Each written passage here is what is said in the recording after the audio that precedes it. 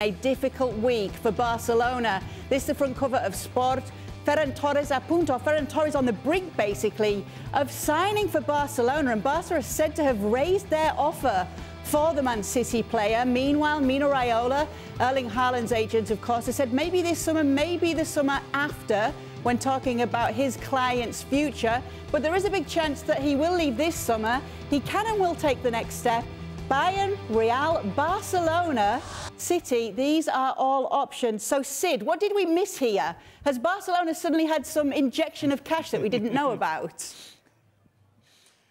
That's exactly the point, Kay, that you can talk about the plans, and of course you can try and find creative ways of making it possible, but right now it isn't possible. And in fact, Mateu Alemany said this himself on the day that Barcelona presented Daniel Alves. He was asked about further signings. This, of course, is the director of football at Barcelona, and he said right now there is no room to move. We spent what little margin we had on the bringing in of Xavi and his technical staff, and of course Xavi himself had to come in very, very cheap to be able to get within the framework of financial fair play in Spain, and at the moment they haven't got it. Now, of course, what he then said was, let's see on the 1st of January. Why? Because you hope to be able to move things around. You hope to be able to basically free players up, free up some salary to be able to bring more players in. And Barcelona would love to do that, but at the moment it's very, very difficult to see any way in which they can do that.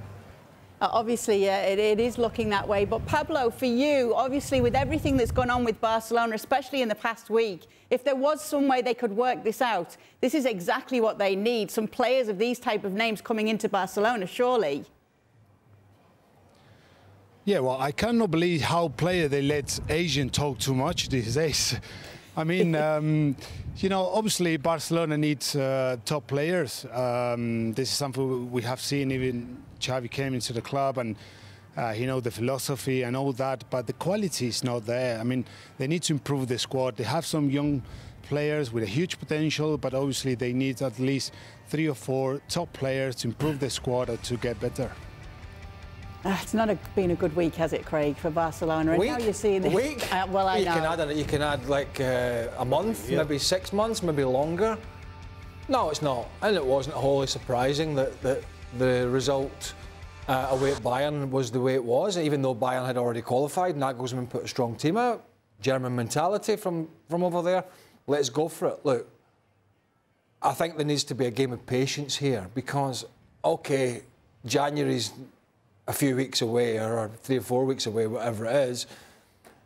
The transfer window is open, but as Pablo said, Barcelona need quality players, and there's not too many quality players are available in January, and clubs are willing to do a deal and let them go, because most of the top clubs are still in the Champions League, do want these top players to stay at least until the end of the season to try and get them over the line in a particular competition, whether it be European competition or the domestic league.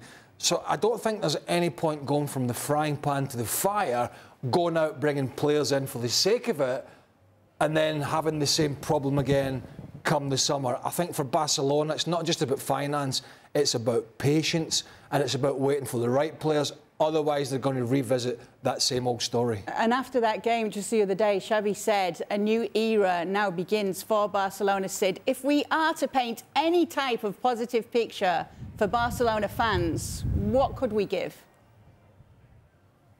Well, right now it's very difficult.